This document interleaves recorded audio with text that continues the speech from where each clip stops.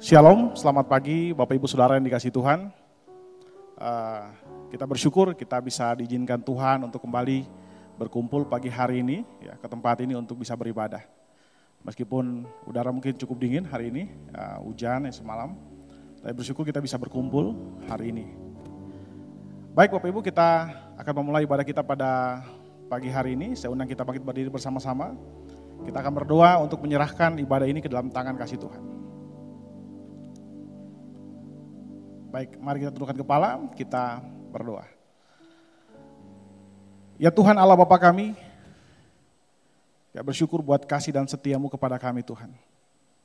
Buat ibadah yang Engkau izinkan kepada kami pada pagi hari ini, ya percaya itu semua karena anugerah-Mu bagi kami Tuhan.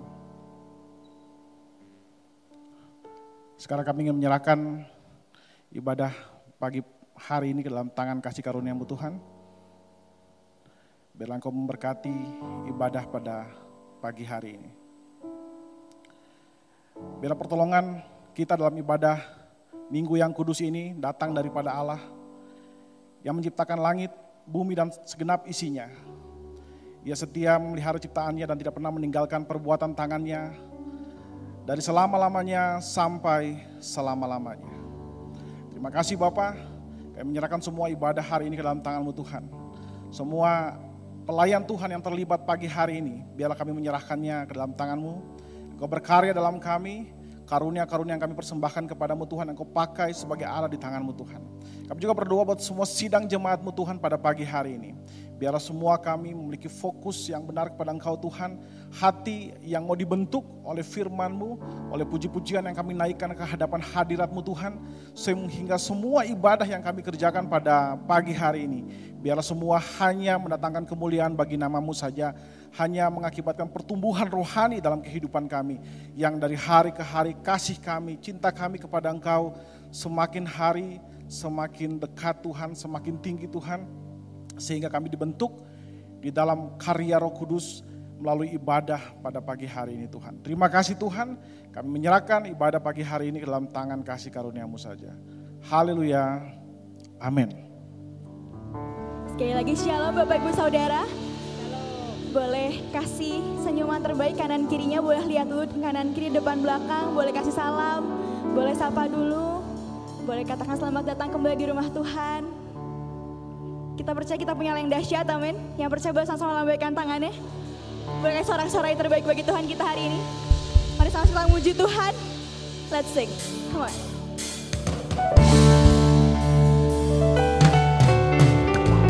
Kami datang bawa pujian kami.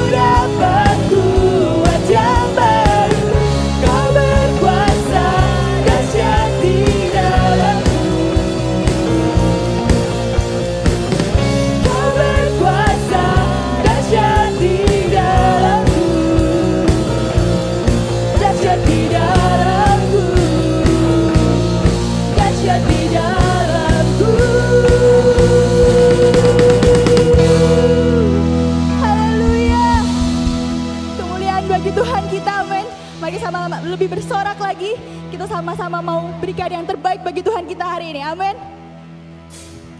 Let's sing. Mari menari buat Tuhan kita. Amin.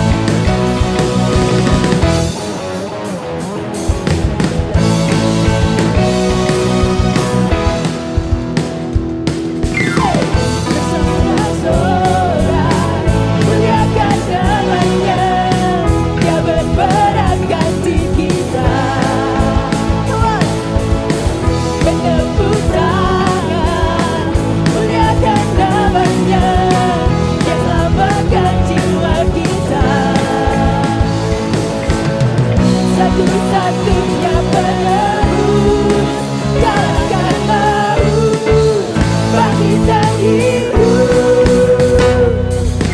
Tuhan yang memberi kemenangan bersama kita, di dalam kita. Masuk dalam kemuliaan-Nya, Dia perlindungan dan pengharapan.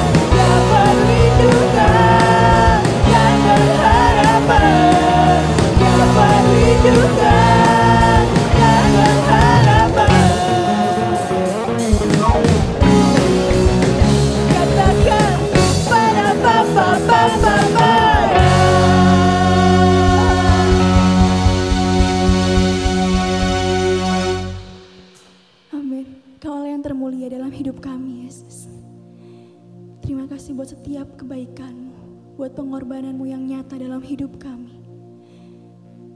Kami bawa seluruh hidup kami. Amin.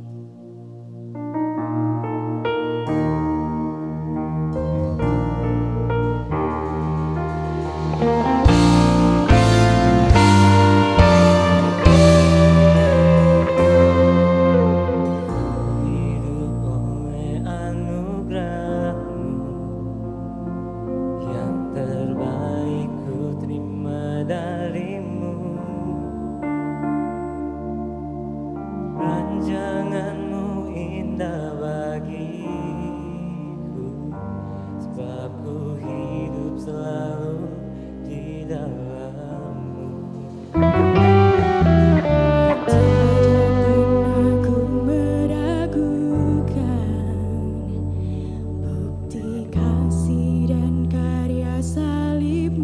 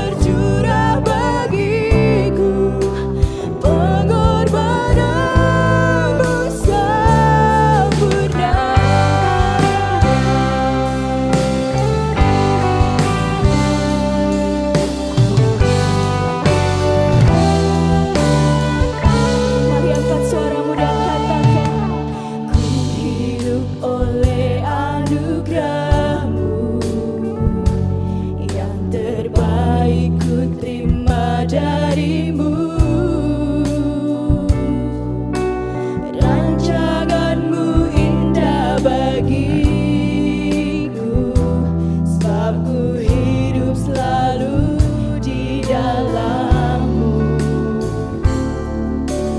Tiada pernah ku meragukan bukti kasih dan karya salib-Mu.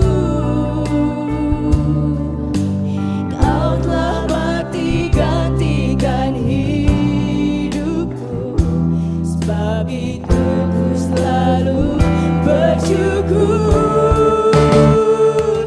Kasih-Mu memulihkan hidupku, kuasa-Mu membangkitkan rohku.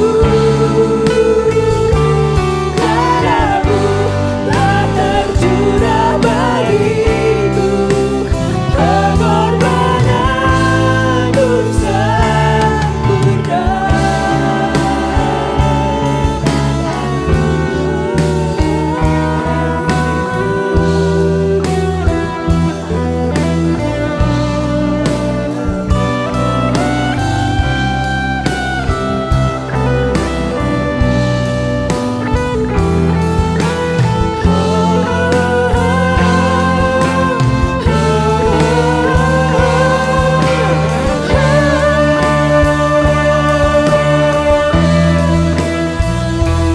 Kasih-Mu memulihkan hidupku, kuasa-Mu membangkitkan rohku. Darah-Mu telah tercurah bagiku, pengorbanan-Mu sempurna. Memulihkan hidupku, kuasa-Mu membangkitkan rohku.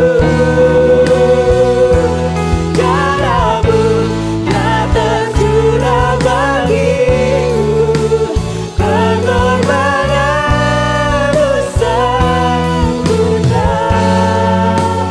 Pengorbanan-Mu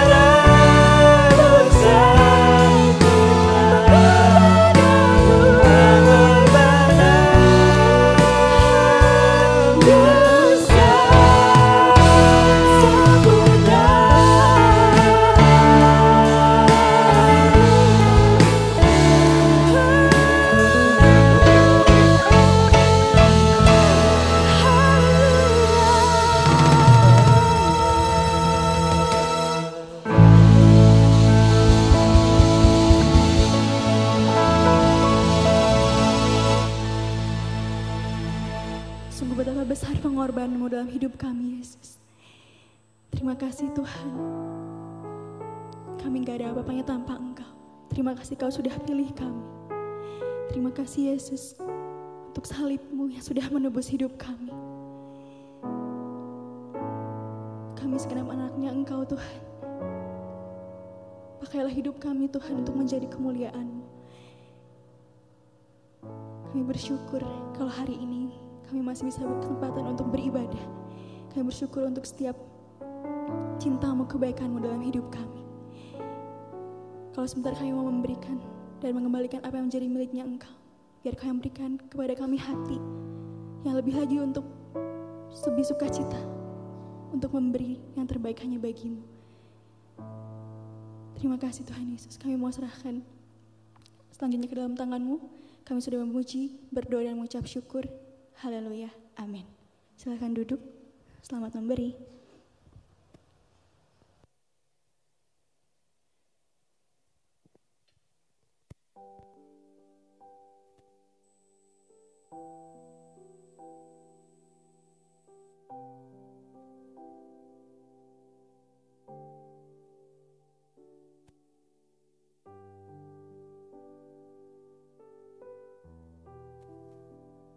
Baik, shalom, selamat pagi Bapak Ibu Saudara yang dikasihi Tuhan.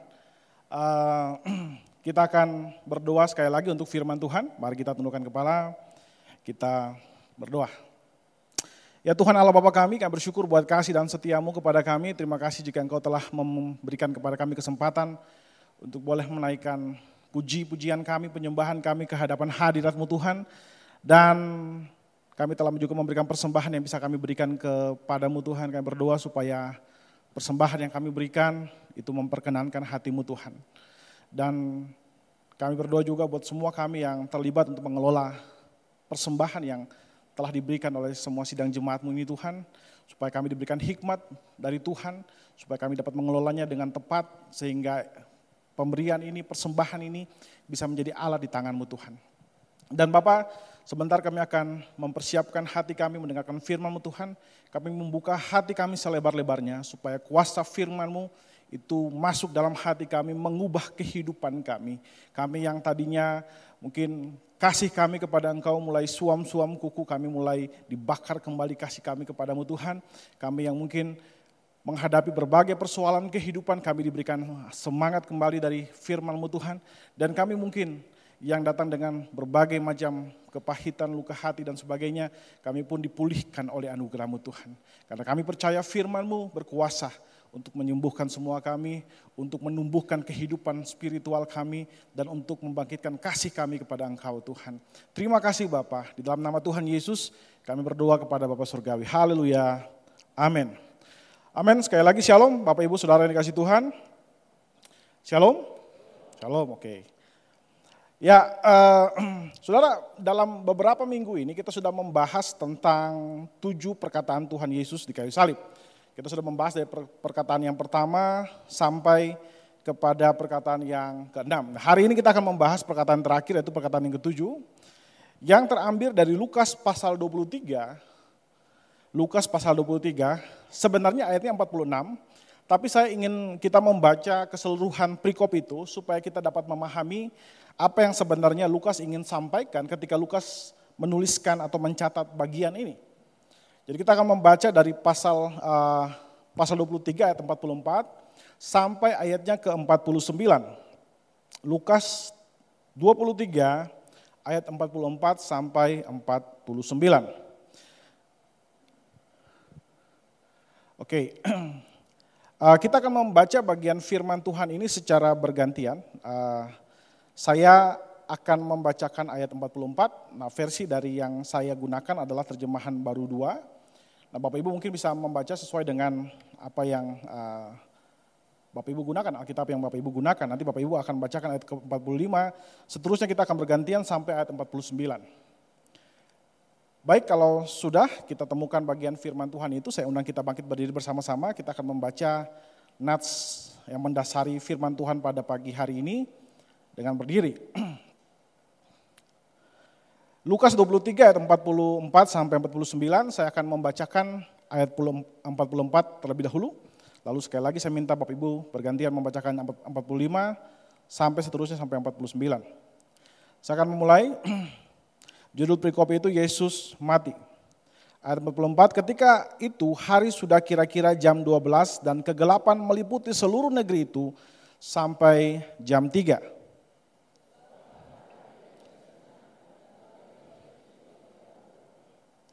Lalu Yesus berseru dengan suara nyaring, "Ya Bapa, ke dalam tangan-Mu kuserahkan nyawaku." Sesudah berkata demikian, Ia menghembuskan nafas terakhir.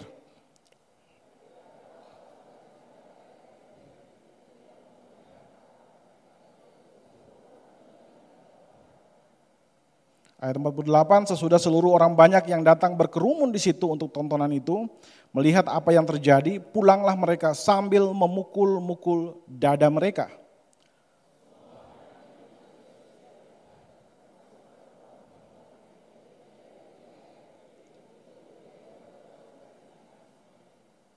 Amin. Silakan duduk.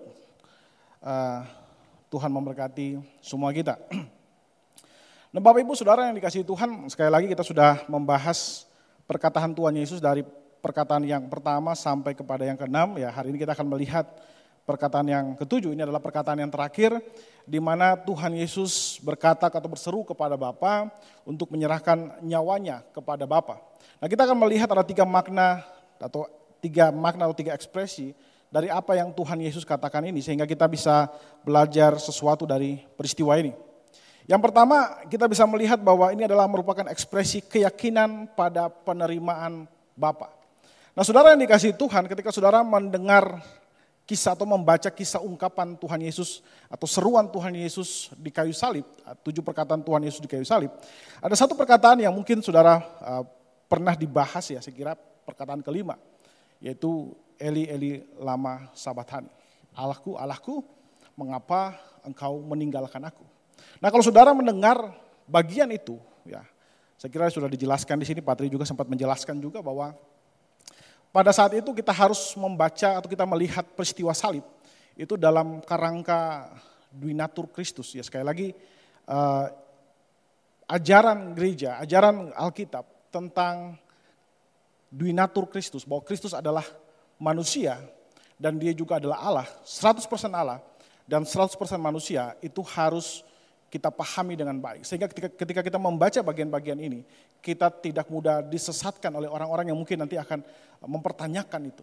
Ya, kita harus membaca ini dengan kerangka berpikir bahwa Yesus adalah 100% Allah dan 100% manusia. Kalau dibilang 100%, sekali lagi itu bukan komposisi. Ya. Kalau komposisi berarti ada 200 dong. Ini bukan komposisi, tapi ini bicara tentang kesejatian. Ketika kita bilang bahwa Kristus adalah 100% manusia, maka kita sedang bicara bahwa dia adalah seutuhnya manusia. Dia bukan separuh manusia, separuh Allah, kayak Hercules. Begitu. Dia bukan seperti itu. Dia adalah manusia sejati, tapi pada waktu yang sama dia juga adalah Allah sejati. Nah, saudara, ketika kita melihat peristiwa salib, maka kita harus melihat bahwa Kristus sedang menjalankan tugasnya sebagai seorang manusia. Ya. Manusia yang diberikan tanggung jawab oleh Bapa supaya dia bisa menanggung dosa-dosa manusia. Jadi ketika dia bicara Eli Eli lama sabachthani, ya, Allahku, Allahku, mengapa engkau meninggalkan aku? Tentu dia tidak bicara tentang keilahiannya, tapi dia bicara tentang kemanusiaannya yang terpisah dari Bapa. Kita tahu bersama bahwa ketika seorang berdosa, dia tidak bisa hidup lagi bersama-sama dengan Allah yang kudus. Dia harus terpisah dari Allah yang kudus. Karena itulah kenapa Adam diusir dari Taman Eden. Karena itulah mengapa kita orang percaya kalau kita mau hidup bersama-sama dengan Allah di sorga, kita harus menerima Kristus untuk menerima pembenaran dan pengudusan. Dan setelah itu kita bisa hidup bersama-sama dengan Bapa di sorga. Tanpa Kristus kita tidak bisa hidup bersama-sama dengan Allah yang kudus di sorga. Karena itu kalau bicara tentang sorga, kita tidak pernah berbicara tentang tempat. Tapi kita bicara tentang siapa, di mana kita menghabiskan waktu bersama-sama dengan Tuhan. Siapa dari sosok di balik sorga itu? Yaitu Allah. Jadi ketika kita bicara tentang sorga, sebenarnya kita bicara tentang Allah. Saya ingin masuk sorga. Kita tidak bicara tentang tempat. Kita bicara tentang Allah di situ. Allah yang ingin kita jumpai di dalam kekekalan nanti. Allah yang ingin kita menghabiskan kekekalan kita bersama-sama dengan dia. Allah yang sama itulah yang kita rindukan saat ini. Nah, saudara, kita tahu bersama bahwa ketika manusia berdosa, maka manusia terpisah daripada Allah. Dia terpisah karena dosanya. Dan karena itu ketika Kristus menanggung dosa manusia, dia menyerap dosa manusia di dalam dirinya. Tentu dia tidak berdosa, tapi dia harus menanggung dosa manusia. Dia menyerap dosa manusia di dalam dirinya, maka dia terpisah dari Bapa. Tapi ketika saudara membaca bagian firman Tuhan ini, saudara akan menemukan sesuatu yang agak aneh. Bagaimana manusia yang tadi terpisah daripada Allah, lalu dia berdoa kepada Bapa. Bapa, ke dalam tanganmu kuserahkan nyawaku. Bukankah dia terpisah dengan Bapa? Mengapa dia juga harus menyerahkan nyawanya kepada Bapa yang tadi katakan dia terpisah dengannya? Nah, saudara, karena itu saya tadi sampaikan, maaf saya takut ketendang ya, jadi saya geser dulu. Makanya tadi saya sampaikan kita harus membaca konteks ini sehingga maksud daripada ayat ini menjadi sangat jelas. Di ayat 44 dan 45, Lukas memberikan sebuah background atau latar belakang dari pernyataan itu. Dia katakan di sana bahwa ketika itu hari sudah kira-kira jam 12, ayat 44, lalu kegelapan meliputi seluruh daerah itu sampai jam 3. Sebab matahari tidak bersinar dan tabir bait suci terbelah dua. Dan saudara, ini satu hal yang sangat penting ketika kita bicara tentang penyaliban Tuhan Yesus. Ada dua fenomena yang terjadi pada saat itu. Yang pertama, dikatakan bahwa kegelapan itu menguasai Dari jam 12 sampai jam 3, ya kurang lebih 3 jam. Ya, kegelapan menguasai. Nah, kegelapan ini menandakan apa? Saudara, kegelapan ini menandakan bahwa seluruh dosa manusia sepanjang sejarah itu kemudian ditampilkan di situ. Ketika Kristus disalibkan, maka dia menyerap semua dosa umat manusia. Lalu kita lihat hal kedua yang terjadi, dan tabir bait suci terbelah dua. Setelah dia menyerap dosa semua manusia, maka kemudian tabir bait suci terbelah dua. Allah yang tadinya kemudian menghukum Kristus, ya, menghukum manusia melalui Kristus, itu kemudian membuka dirinya. Sehingga manusia sudah bisa berjumpa dengan Allah. Kalau bicara tentang tabir bait suci, kita tahu bahwa ada dua ruangan di dalam bait suci, ada ruang Maha Kudus dan ruang kudus. Ruang kudus itu bisa didatangi oleh imam, tapi ruang Maha Kudus itu tempat tabut Allah, di mana Allah bersemayam di situ. Sehingga orang yang datang ke sana itu harus adalah orang pilihan, sehingga kalau tidak dia bisa mati. Nah, kita tahu bahwa itu adalah ruang Maha Kudus. Dan ketika tabir bait itu terbelah, maka manusia sudah boleh datang kepada Allah. Karena itu ketika kita membaca bagian ini, kita tidak bisa membacanya secara kontradiktif dengan Eli-Eli lama Sabatani. Kita harus membaca dengan momen yang berbeda. Momen di mana tabir bait Allah sudah terbuka dan kita bisa masuk menghampiri Allah yang kudus di dalam Kristus. Jadi Kristus datang menghampiri Allah setelah tabir itu terbuka. Jadi saudara, ketika kita bicara tentang atau kita membaca bagian firman Tuhan ini, kita melihat bahwa ungkapan bahwa Tuhan berkata, ke dalam tanganmu kuserahkan nyawaku. Itu bicara tentang penerimaan, ya, keyakinan bahwa Allah menerima kita. Keyakinan bahwa relasi manusia dengan Allah yang tadi terputus akibat dosa, itu kemudian sudah dijembatani kembali. Sehingga hari ini kita bisa datang menghampiri Allah. Hari ini kita bisa datang berdoa kepada Allah. Hari ini kita bisa datang menyembah Allah. Nah saudara, ungkapan itu bukanlah suatu teriakan atau ungkapan putus asa. Ya. Bukanlah suatu ungkapan rasa sakit yang mendalam yang dia tidak tahu lagi berkata apa-apa. Memang kadang-kadang ketika orang menghadapi situasi yang sangat sulit, sangat frustasi. Dan orang berkata, ya Tuhan, ke dalam tanganmu kuserahkan nyawaku. Dalam pengertian frustasi, ya, dalam pengertian tidak ada harapan. Tapi itu bukanlah ungkapan yang demikian. Ungkapan Tuhan Yesus adalah ungkapan yang penuh keyakinan bahwa Allah sudah membuka jalur antara manusia dengan Allah.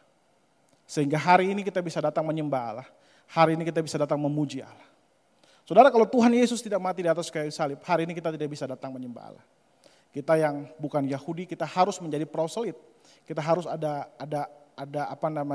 mengikuti sebuah tata cara ritual. Kita harus menjadi orang Yahudi dulu, ya. Ada tata caranya. Dan kalaupun kita menyembah, kita punya bagian yang tidak bisa kita ikuti. Ya, karena agama Yahudi itu sangat menekankan bahwa harus keturunan Abraham langsung secara fisik. Sehingga kalau kita mau menyembah Tuhan nggak bisa, kita harus ada ritual-ritual yang sangat rumit yang harus kita ikuti terlebih dahulu.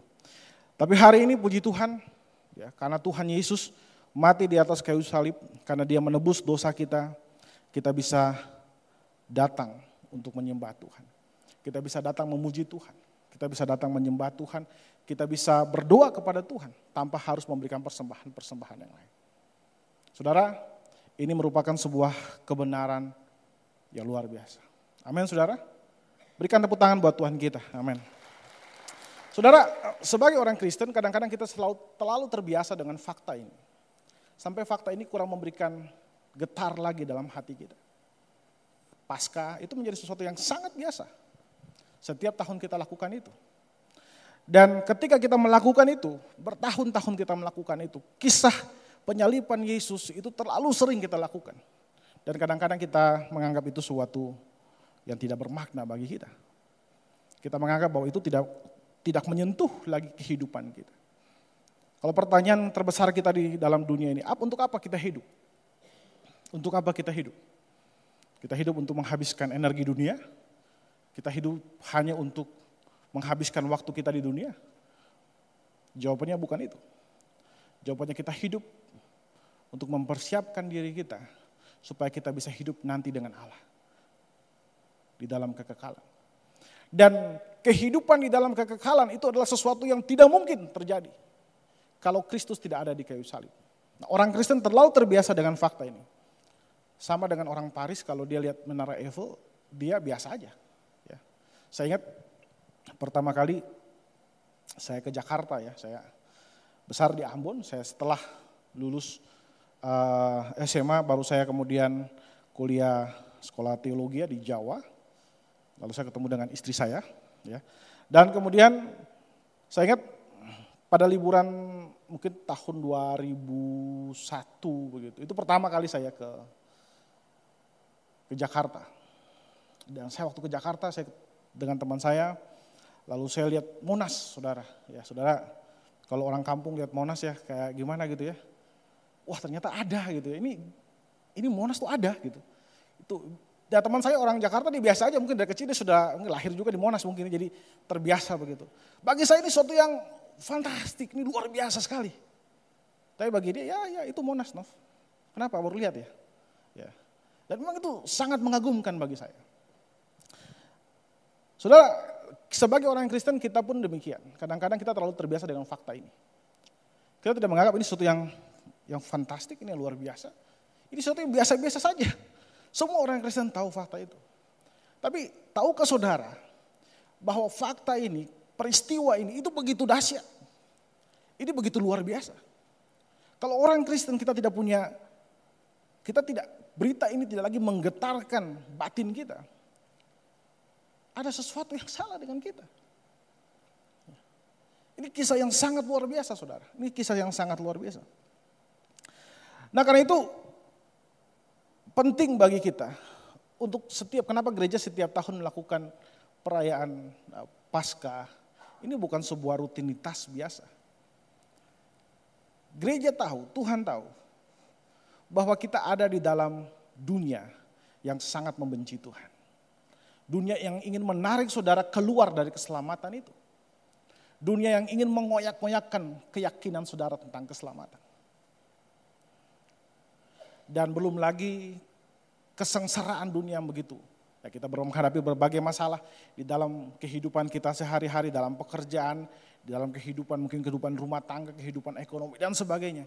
Kita dihantam oleh berbagai hal. Sehingga kadang-kadang kita kehilangan orientasi keselamatan kita. Kita lupa bahwa kita di dunia ini hanya sementara. Kita lupa bahwa dunia ini adalah tempat di mana nantinya kita akan menuju kepada kekekalan. Dan fakta ini tidak banyak berbicara kepada kita. Berita ini tidak lagi menjadi sesuatu yang baru di telinga kita. Dan hari ini, ya, saudara mendengarkan kisah ini kembali. Peristiwa salib adalah peristiwa yang sangat luar biasa. Ini peristiwa yang sangat luar biasa. Peristiwa yang melalui peristiwa ini, banyak orang sepanjang sejarah terinspirasi. Saudara kalau membaca kisah-kisah dari martir, orang-orang Kristen begitu ketika mereka menghadapi kematian, ketika ditawarkan mau hidup atau mati. Kalau mau hidup, kamu harus menyangkal Kristus. Kalau mau mati, kamu harus, kamu silakan beriman kepada Kristus, tapi kamu akan mati. Dan orang-orang Kristen sepanjang sejarah, kalau saudara membaca kisah itu, mereka selalu melihat kematian sebagai the gift of death. Kematian adalah anugerah bagi mereka. Paulus berkata, bagiku kematian adalah, hidup adalah Kristus, mati adalah keuntungan. Kematian adalah sesuatu yang menguntungkan bagi dia. Ya tentu saja saya tidak bilang bahwa kita harus mengglorifikasi kematian. Kita harus cinta kematian, tentu ada begitu banyak tanggung jawab kita. Tapi yang saya maksud bahwa kematian yang selama ini menjadi sesuatu yang sangat menakutkan bagi manusia, sudah tidak lagi menakutkan. Kita berkata bahwa hai maut, di manakah sengatmu? Tidak lagi punya sengat. Kita sebagai orang-orang Kristen ketika kita menghadapi kematian, kita menghadapi kesulitan. Kita memiliki hati yang besar. Kenapa? Karena Kristus telah mati di atas kayu salib bagi kita. Dan karena itu memberikan pengharapan bahwa kehidupan kita akan diterima oleh Allah. Kalaupun hari ini kita mati, kita diterima oleh Bapa. Amin, saudara. Dan itu harus menjadi keyakinan kita. Hal kedua yang perlu kita lihat dari bagian ini. Oke.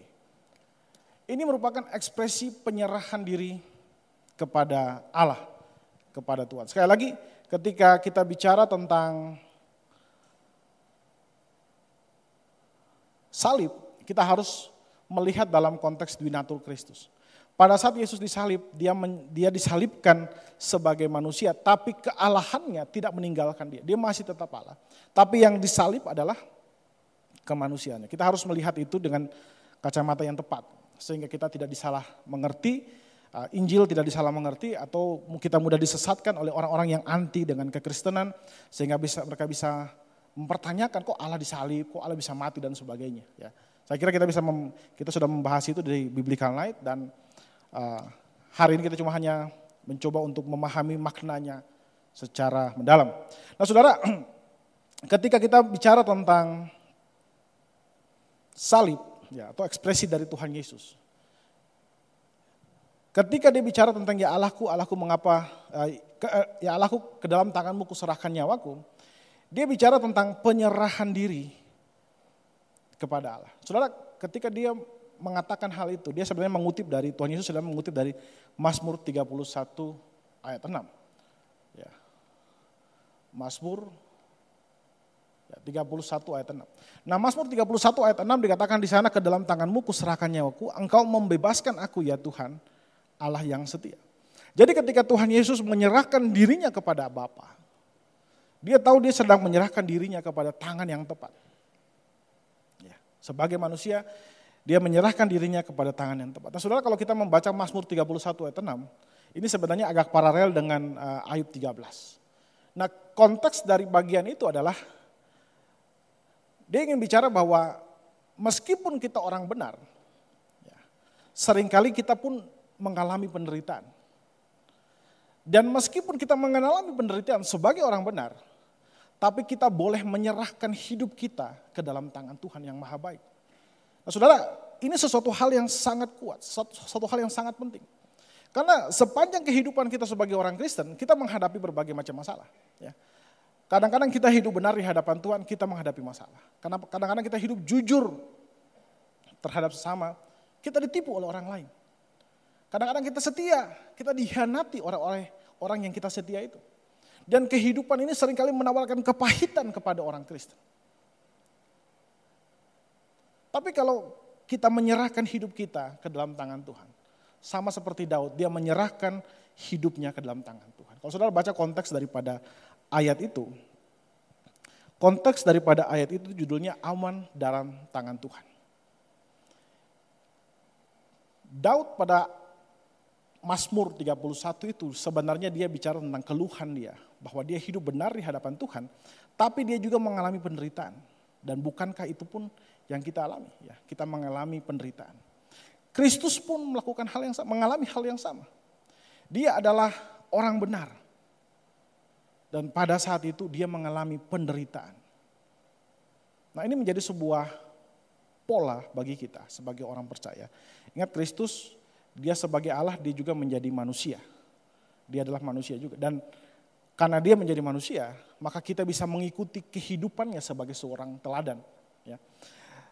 Ketika Kristus mengalami penderitaan yang sangat berat, dia kemudian menyerahkan hidupnya ke dalam tangan Tuhan sebagai ekspresi dari penyerahan diri ke dalam tangan Tuhan. Nah saudara, ketika kita bicara tentang kehidupan yang penuh dengan kepahitan, kehidupan yang penuh dengan penderitaan dan tantangan, saudara, kita tidak pernah bisa membaca kehidupan yang penuh dengan tantangan itu tanpa melibatkan Tuhan. Kalau kita membaca kehidupan yang penuh dengan tantangan, hambatan dan sebagainya tanpa melibatkan Tuhan, maka yang terjadi adalah kepahitan. Ya, kita akan hidup dalam sakit hati yang bertahun-tahun.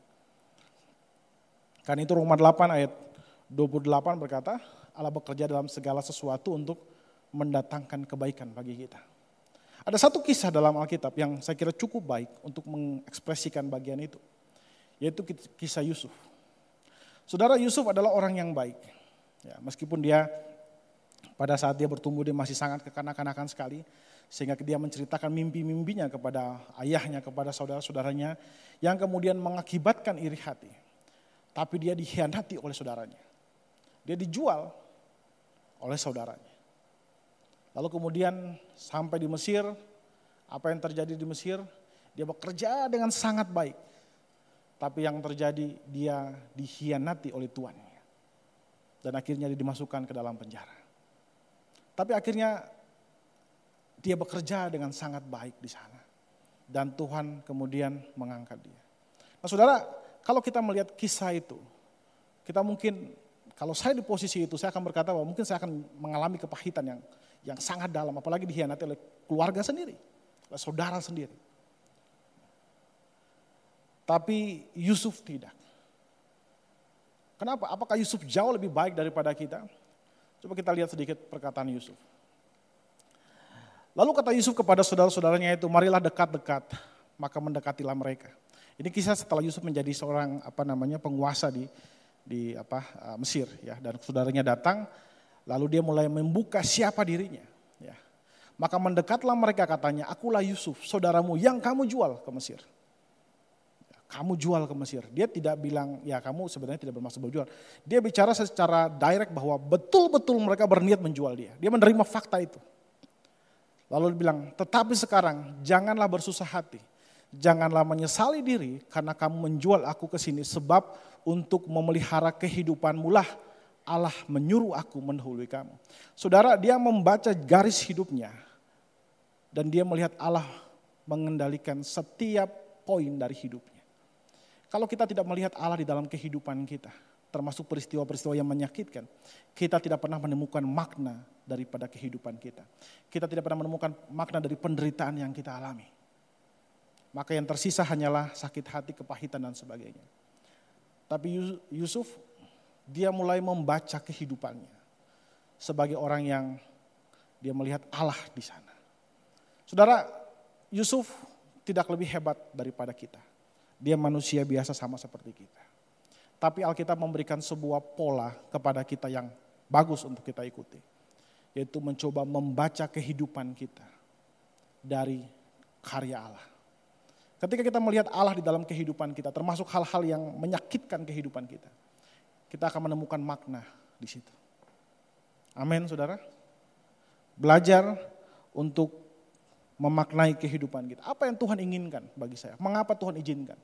Ini saya bicara tentang sesuatu yang di luar kendali kita ya. Tentu saja penderitaan yang karena kita melakukan kesalahan, karena itu memang tujuannya bertobat, tidak ada lain. Kalau saudara melakukan penipuan, lalu saudara dihukum, saudara ngomong, Tuhan kenapa saya mengalami ini? Memang itu tujuannya untuk menghukum saudara, untuk membuat saudara bertobat. Tapi andai kan saudara melakukan semuanya dengan baik, tapi saudara menemukan, saudara ternyata tidak juga gitu. Kehidupan saya ternyata, saya melihat, saya sudah melakukan dengan baik, tapi ternyata sesuatu yang buruk terjadi. Saudara harus melihat Tuhan di situ. Kadang-kadang kita mendapat jawaban, kadang-kadang tidak. Dan kita harus bersabar untuk hal itu. Kita harus menerima bahwa kadang-kadang kita tidak bisa mengerti seluruhnya. Tapi kita tetap menyerahkan diri kepada Allah. Sama seperti Kristus, dia menyerahkan diri kepada Bapa. Ya. Itu hal yang kedua. Dan hal ketiga yang terakhir, waktu saya sisa 6 menit, maaf saya cepat-cepat ya.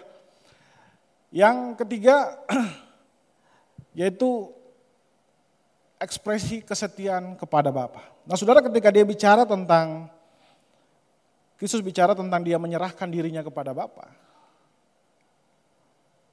Bisa dibantu di atas? Oke. Ya. Lalu Yesus berseru dengan suara nyaring, ya Bapa, ke dalam tanganmu kuserahkan nyawaku. Dan sesudah berkata demikian, ia menyerahkan nyawanya.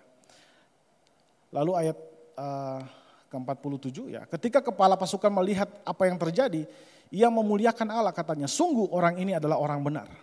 Dan sesudah seluruh orang banyak yang datang berkerumun di situ untuk tontonan itu melihat apa yang terjadi itu, pulang mereka sambil memukul-mukul diri mereka. Nah saudara yang dikasihi Tuhan, setelah Tuhan Yesus, ketika kita melihat Tuhan Yesus berseru ya ke dalam tanganmu kuserahkan nyawaku.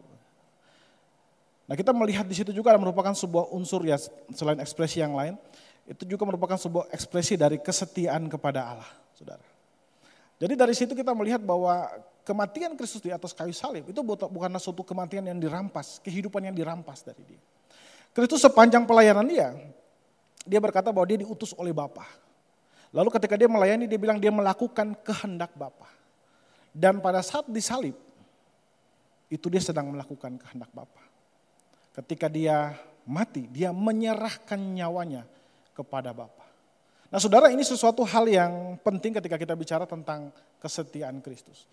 Seluruh kesetiaan Kristus diikuti atau diukur dari bagaimana dia melakukan kehendak Bapa. Dia melakukan kehendak Bapa dengan konsisten. Dan dia konsisten dengan pernyataannya. Memang kalau kita lihat saudara, di dalam doa di Taman Getsemani, Tuhan Yesus berdoa, ya Bapa kalau boleh biarlah cawan ini lalu daripadaku. Ya, sebagai manusia dia memiliki semua manusia tentunya, karena Yesus juga adalah manusia normal sama seperti kita. Dia memiliki self defense mechanism. Dia punya mekanisme pertahanan diri. Kalau kita drive, kita di tol, kita bawa kendaraan sangat cepat, tiba-tiba saudara kadang-kadang kan saudara tiba-tiba takut kan ya? Takut kadang-kadang. Terus saudara mulai turunkan kecepatan dan sebagainya. Itu self defense mechanism. Ada semacam rasa takut yang sebenarnya membuat kita berhati-hati. Nah pada saat Kristus bergumul dengan kematian, sebagai manusia Tuhan memberikan kepada kita anugerah untuk mencintai kehidupan. Dan Kristus melakukan itu. Ya. Dibilang Bapa kalau boleh cawan ini lalu daripadaku. Tapi dia tahu bahwa kematian dia itu akan menghasilkan kebaikan bagi seluruh umat manusia. Lalu dia tutup dengan, tapi kalau boleh itu biarlah kehendakmu yang jadi. Tapi biarlah kehendakmu yang jadi. Ya. Kalau boleh tidak, tapi biarlah kehendakmu yang jadi. Artinya dia tunduk kepada kehendak Allah. Itu bicara tentang kesetiaan dia kepada Allah. Saudara, ketika kita memberikan persembahan kepada Tuhan, persembahan yang kita berikan itu harus punya makna. Selain kita memberikan ya, kita mau aktivitas memberi itu baik ya. Tapi kita juga harus ada kerelaan dari hati kita untuk memberi. Ya. Tanpa kerelaan di dalam hati kita untuk memberi, maka persembahan itu tidak menjadi persembahan yang baik. Sama seperti saudara memberikan kebaikan kepada orang lain, tapi hati saudara tidak mau memberikan. Itu maka pemberian itu tidak menjadi sesuatu yang baik. Dalam bahasa Latinnya disebut dengan istilah animus offerentis. Niat dari pemberinya. Ketika Kristus disalibkan untuk menanggung dosa, itu plan Allah, rencana Allah. Tapi Kristus sendiri bukan terpaksa melakukan itu. Dia melakukan itu karena dia berniat untuk melakukan itu. Karena itu ketika dia berkata, ke dalam tanganmu ku serahkan nyawaku. Dia bukan hanya bicara tentang pasrah begitu. Tapi dia memberi hidupnya. Dia mempersembahkan hidupnya. Sebagai offering, sebagai persembahan, kita memberikan persembahan kepada. Sama seperti sudah memberikan persembahan. Dia dengan rela sukacita, dia juga mempersembahkan kehidupannya kepada Tuhan. Sebagai korban. Nah saudara, kesetiaan itu selalu punya konotasi atau punya persamaan dengan memberikan dengan tulus kepada Tuhan. Melayani Tuhan itu berarti kita memberikan dengan Tuhan dengan tulus. Dan ketika Tuhan Yesus mempersembahkan hidupnya dengan tulus, saudara kita lihat di situ bagaimana dampaknya. Dampaknya adalah banyak orang di situ kemudian melihat kesaksian itu dan menguji Allah. Dalam 47 dikatakan di sana, ketika para pasukan itu melihat apa yang terjadi, ia memuliakan Allah katanya. Mungkin bisa ditampilkan ayatnya di slide supaya jemaat bisa lihat ya. Sungguh orang ini adalah orang benar. Orang ini adalah orang benar. Nah saudara, kepala perwira merupakan kepala pasukan. Itu di dalam teks aslinya digunakan kata hekakontraktes. Hekakontraktes itu adalah kepala dari 100 prajurit. Jadi kalau di Indonesia mungkin kayak kompi gitu, SSK begitu, satu kepala SSK. Jadi dia adalah kepala dari 100 pasukan. Dan kemungkinan dia adalah orang-orang yang sudah terlatih untuk mengeksekusi semua tahanan atau penjahat. Ya. Dan dia mungkin sudah melihat berkali-kali orang itu kemudian mati di atas kayu salib. Tapi dia melihat Kristus sebagai seseorang yang berbeda. Kristus mati dengan cara berbeda. Dia mati dengan cara elegan. Dia diperlakukan dengan sangat keras. Ditelanjangi, dicambuk, disiksa. Tapi dia melakukannya dengan sangat elegan. Dan karena itu para pendosa ya, orang-orang atau kepala pasukan yang ada di sana, mereka melihat dia. Dan mereka bilang dia ini orang benar. Dia mungkin sudah melihat orang berkali-kali dituduh sebagai penjahat dan waktu mereka disalib, mereka mungkin mencaci, memaki. Tapi mungkin mereka juga tidak pernah ada yang berkata, ya Tuhan terimalah diriku. Enggak pernah. Karena saudara normalnya para pendosa itu mereka akan menjauhi Tuhan. Mereka pasti pertama akan minta ampun kepada Tuhan. Tuhan ampuni aku. Tapi Kristus tidak. Dia menyerahkan hidupnya kepada Bapa. Dan dia menggunakan kata Bapa di situ untuk menekankan kedekatan dia dengan Kristus. Dia pasti bukan manusia yang biasa. Dia pasti orang suci. Dia pasti orang benar. Belum lagi dia melihat bagaimana alam semesta pada saat itu mempertontonkan ya suatu adegan teatrikal yang luar biasa ya. Ada kegelapan yang menutupi selama 3 jam dan kemudian gempa bumi yang mengakibatkan tabir bait Allah. Tidak ada alasan lagi untuk menuduh bahwa Yesus adalah manusia biasa. Pasti ada sesuatu di balik sosok ini. Dan itu kemudian menggetarkan hatinya dan dia kemudian memuji Allah. Dia berkata, sungguh orang ini adalah orang benar. Lalu saudara, di ayat 48 dikatakan, dan sesudah itu seluruh orang banyak yang datang berkerumun di situ untuk tontonan itu melihat apa yang terjadi di situ. Lalu pulanglah sambil memukul-mukul diri mereka. Orang-orang yang tadinya berseru Tuhan, salibkan dia, bebaskan Barabas, salibkan dia. Orang-orang tadi, saudara, mereka kemudian berubah 180 derajat. Mereka berubah. Mereka merasa bersalah dan mereka pulang. Dan saudara, kalau saudara lihat, Lukas, dia memberikan clue yang cukup baik di sini. Supaya kita nanti waktu membaca Kisah Para Rasul kita bisa melihat itu. Nah saudara, Petrus kemudian setelah kematian, kemudian kebangkitan, dan kemudian Tuhan Yesus naik ke sorga. Petrus kemudian menggunakan rasa bersalah mereka untuk mengkhotbahkan Injil kepada mereka. Kita lihat dalam Lukas, Kisah Para Rasul, next. Nah Kisah Para Rasul pasal 2 ayat 23, kalau kita lihat di sana.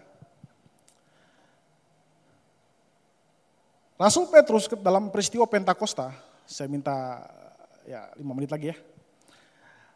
Rasul Petrus dalam peristiwa Pentakosta, dia menggunakan rasa bersalah daripada orang-orang Yahudi tadi. Ya, mereka melihat kesaksian Yesus dan mereka merasa bersalah. Dan pada saat peristiwa Pentakosta dia berdiri dan dia berkhotbah. Dan dia berkhotbah, dia bilang apa? Tentang Kristus, dia bicara gini, dia yang diserahkan Allah menurut maksud dan rencananya telah kamu salibkan dan kamu bunuh oleh tangan bangsa-bangsa durhaka. Ya. Jadi orang-orang tadi itu, mereka menyalibkan Kristus dan mereka pulang merasa bersalah. Setelah kurang lebih 50 hari kemudian, Petrus bangkit menggunakan rasa bersalah mereka, lalu kemudian mengkhotbahkan Injil. Dan hasilnya apa? Ada 3.000 orang dalam peristiwa Pentakosta itu mereka bertobat. Belum sampai di situ, pada saat Petrus berkhotbah di Serambi Salomo, pasal 3 ayat 13 sampai 15 mungkin bisa ditampilkan. Dari 13 sampai 15 itu di Serambi Salomo, Petrus juga menggunakan rasa bersalah daripada orang-orang itu.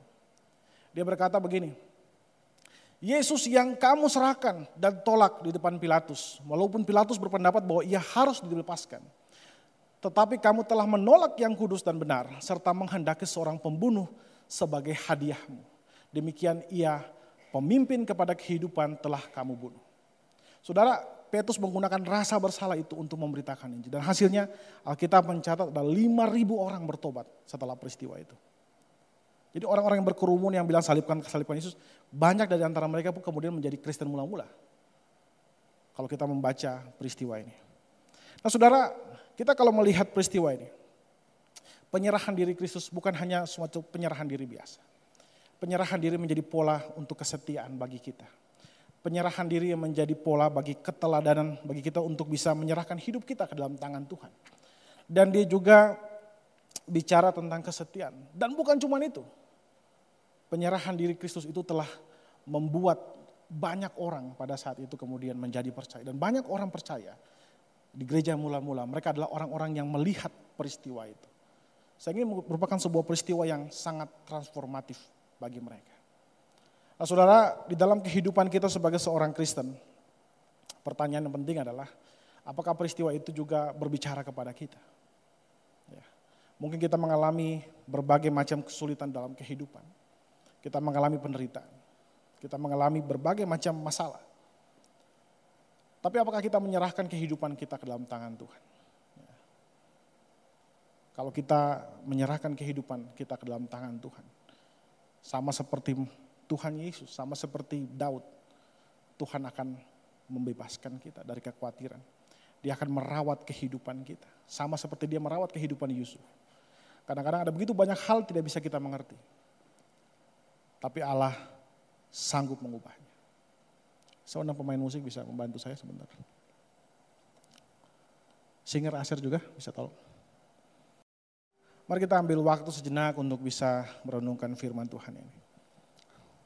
Saya ingin kita tutup mata sebentar untuk menerima firman Tuhan ini. Saudara, peristiwa ini adalah peristiwa yang sangat transformatif bagi kehidupan kita. Ini bukan peristiwa-peristiwa yang biasa-biasa. Ini peristiwa yang memberikan kepada kita harapan. Ini peristiwa yang memberikan kepada kita jalan kepada Bapa. Dan itu memaknai seluruh kehidupan kita.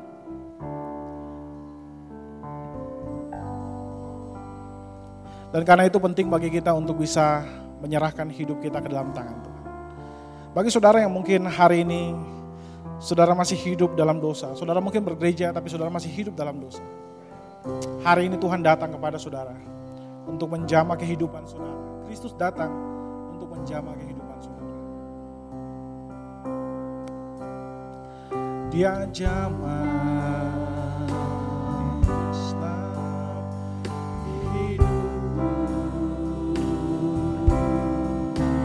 dan beri damai di hatiku, ya Tuhan.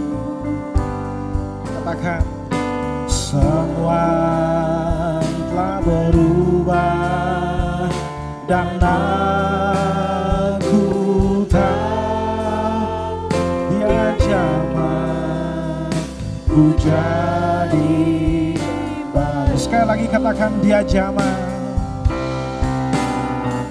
Dia jamah, amin. Dia jamah dan beri damai di hatiku. Semua tak berubah dan aku dia jamah ku jadi baru. Bapak Ibu Saudara yang dikasihi Tuhan, pada pagi hari ini saya ingin semua kita mengambil momen ini dalam hidup kita. Mungkin hari-hari ini kita sudah menjauh dari Tuhan, cukup lama kita menjauh dari Tuhan. Bahkan kita hidup di dalam dosa yang kita gumuli bertahun-tahun, tapi kita jatuh dalam dosa yang sama. Dan semakin hari kehidupan kita semakin jauh dari Tuhan. Tapi hari ini firman Tuhan datang kepada kita. Firman Tuhan ingin menjamah kehidupan kita. Siapapun kita. Tidak peduli berapa besar dosa kita, Tuhan ingin menjamah kehidupan kita. Mungkin antara saudara datang dengan berbagai masalah. Saudara tahu Tuhan tidak mengizinkan saudara melewati jalan kehidupan yang saudara jalani sekarang. Tapi saudara memilihnya karena saudara tahu, saudara berpikir bahwa ini jalan yang terbaik. Tapi dari hari ke hari saudara mengalami berbagai macam masalah dan saudara tidak tahu apa yang terjadi. Tapi hari ini Tuhan kembali memanggil saudara. Dia ingin panggil saudara untuk merasakan kembali kasih-Nya. Atau mungkin dari antara saudara, ada yang datang dengan berbagai macam masalah, saudara tidak tahu bagaimana jalan keluar dari masalah ini. Dan setiap hari saudara dihempit dengan rasa takut dan kekhawatiran. Tapi hari ini Tuhan datang kepada saudara melalui firman ini. Yesus mati di atas kayu salib. Dia menyerahkan dirinya di atas kayu salib kepada Bapa. Dan dia mengingatkan saudara untuk menyerahkan hidup saudara kembali kepada Bapa. Saudara mungkin datang dengan kekhawatiran, saudara mungkin datang dengan ketakutan. Tapi izinkan Tuhan memikul beban saudara. Lakukan yang terbaik yang bisa saudara lakukan dan lihat bagaimana Tuhan akan memberkati pekerjaan saudara. Kita ambil waktu sejenak untuk mendoakan itu. Kita waktu sejenak untuk memikirkan hal itu.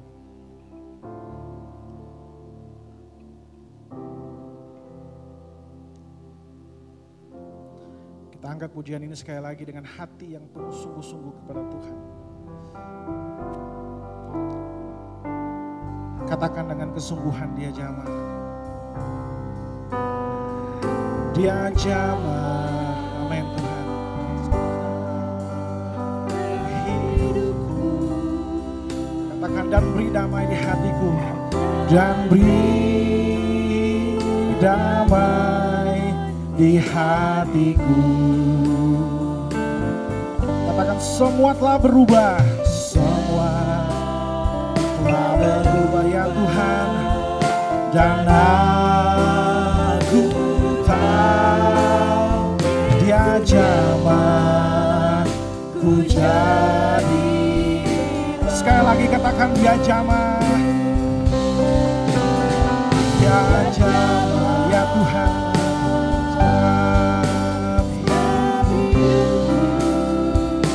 Dan beri damai.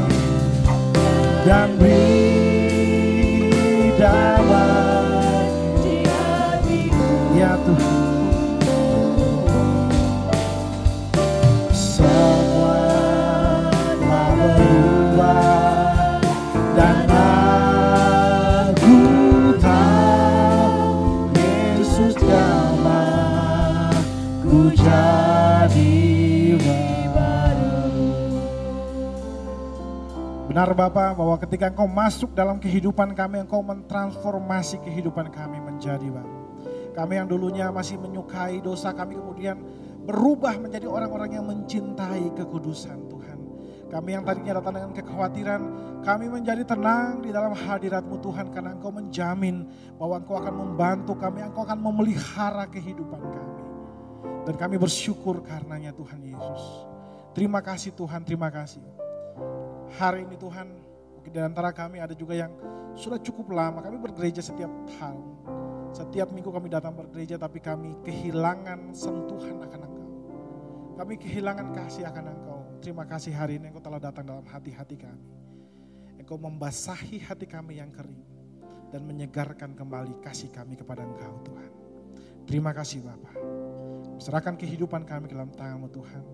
Di dalam nama Tuhan Yesus kami berdoa dan mengucap syukur. Haleluya. Amin. Amin. Silakan duduk, Tuhan memberkati.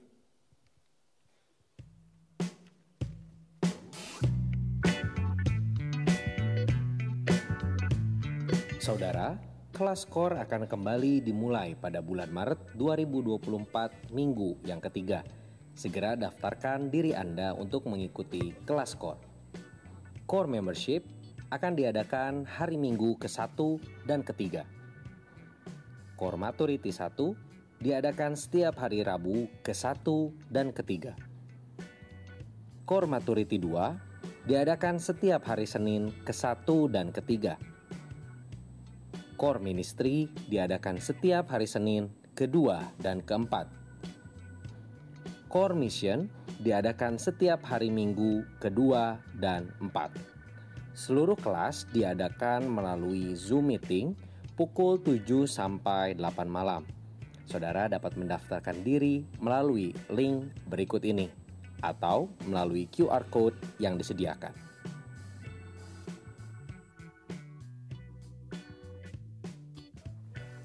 Shalom saudara, Biblical Night dalam seri The Order of Salvation akan diadakan di hari Kamis, tanggal 21 Maret tahun 2024 dengan judul Sanctification. Pertemuan kali ini, Kita akan membahas tentang tahapan selanjutnya dari Ordo Salutis, yaitu pengudusan. Ini merupakan doktrin yang penting, karena berkaitan dengan karya Roh Kudus yang akan mentransformasi kehidupan orang percaya, sehingga mereka dapat menjadi serupa dengan Kristus. Beberapa materi yang akan dibahas adalah apa makna dan peran sanctification dalam Ordo Salutis, dan juga aspek-aspek dari sanctification, termasuk transformasi karakter, pertumbuhan spiritual, dan pemurnian hati serta pikiran. Pertemuan ini akan diadakan jam 7 malam via Zoom Gereja Rehoboth. Sampai jumpa, Tuhan Yesus memberkati.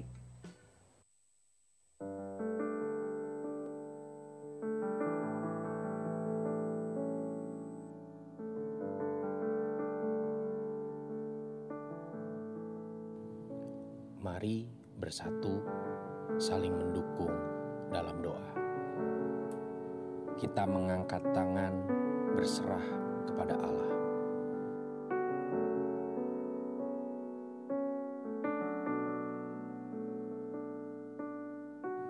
Doa pengerja, Minggu 17 Maret 2024, Open Gate pukul 11 siang, acara dimulai pukul 11.30. Mengundang seluruh pelayan dan hamba Tuhan, khususnya pelayan dan panitia Paskah.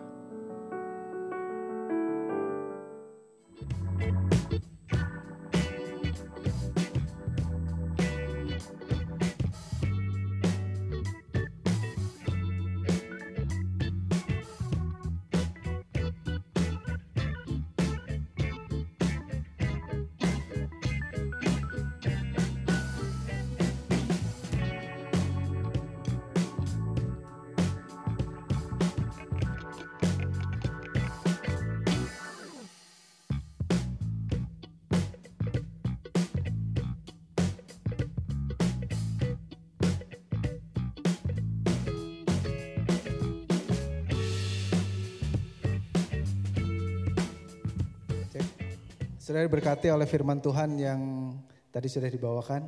Saya merasa diberkati sekali. Kadang saya berpikir setiap tahun itu kita umat Kristen itu cuma merayakan Natal, Paskah begitu ya. Tapi kadang kita suka lupa atau menganggap itu menjadi satu hal yang biasa. Tapi biarlah rangkaian firman Tuhan yang sudah kita dengar dari bulan lalu sehingga bulan ini, kita belajar tentang 7 perkataan salib, tentang makna kematian Kristus. Biarlah itu membuat kita menyadari atau memaknai Paskah tahun ini, Jumat Agung dan Paskah ini meningkatkan spiritualitas kita di hadapan Tuhan ya.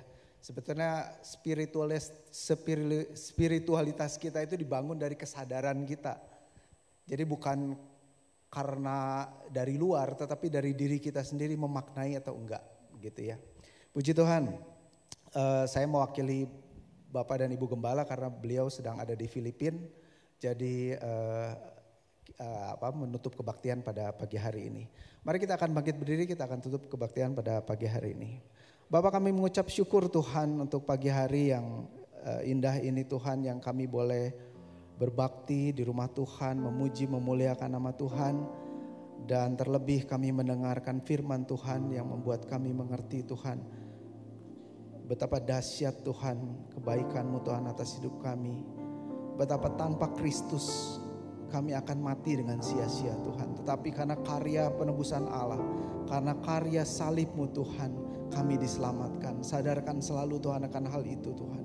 Untuk kami selalu memaknai akan kematian-Mu Tuhan sebagai sesuatu yang sangat-sangat luar biasa Tuhan.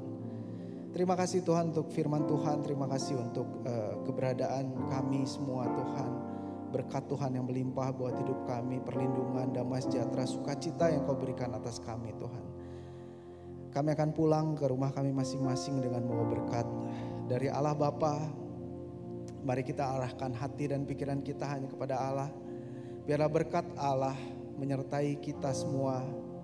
Kasih karunia dari Tuhan Yesus Kristus beserta dengan kita, dan persekutuan dari Roh Kudus senantiasa menyertai kita sekarang sampai Tuhan Yesus datang pada kali yang kedua.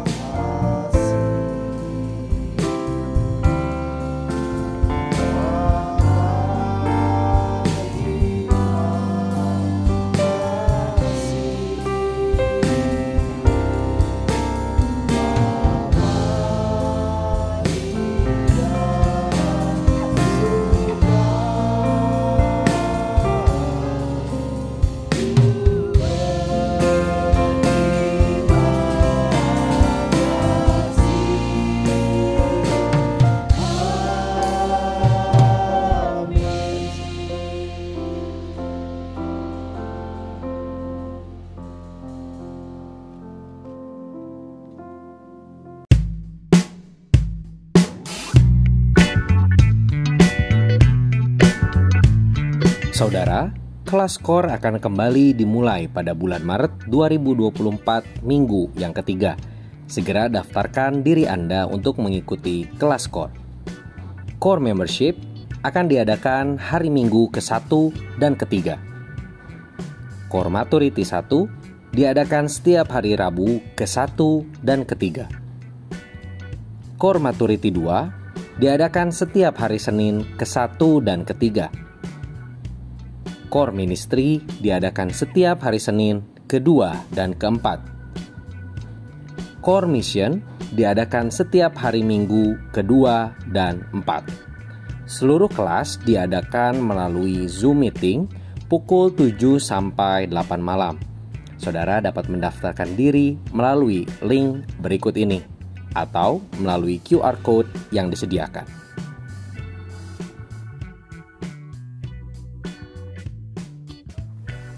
Shalom saudara, Biblical Night dalam seri The Order of Salvation akan diadakan di hari Kamis, tanggal 21 Maret tahun 2024 dengan judul Sanctification. Pertemuan kali ini, kita akan membahas tentang tahapan selanjutnya dari Ordo Salutis, yaitu pengudusan. Ini merupakan doktrin yang penting, karena berkaitan dengan karya Roh Kudus yang akan mentransformasi kehidupan orang percaya, sehingga mereka dapat menjadi serupa dengan Kristus. Beberapa materi yang akan dibahas adalah apa makna dan peran sanctification dalam Ordo Salutis, dan juga aspek-aspek dari sanctification, termasuk transformasi karakter, pertumbuhan spiritual, dan pemurnian hati serta pikiran. Pertemuan ini akan diadakan jam 7 malam via Zoom Gereja Rehoboth. Sampai jumpa, Tuhan Yesus memberkati.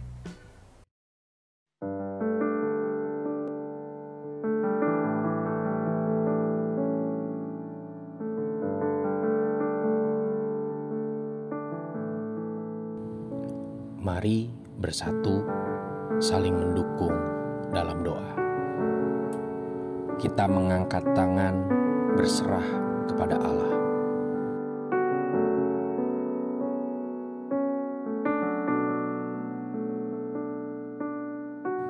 Doa Pengerja, Minggu 17 Maret 2024, Open Gate pukul 11 siang, acara dimulai pukul 11.30. Mengundang seluruh pelayan dan hamba Tuhan, khususnya pelayan dan panitia Paskah.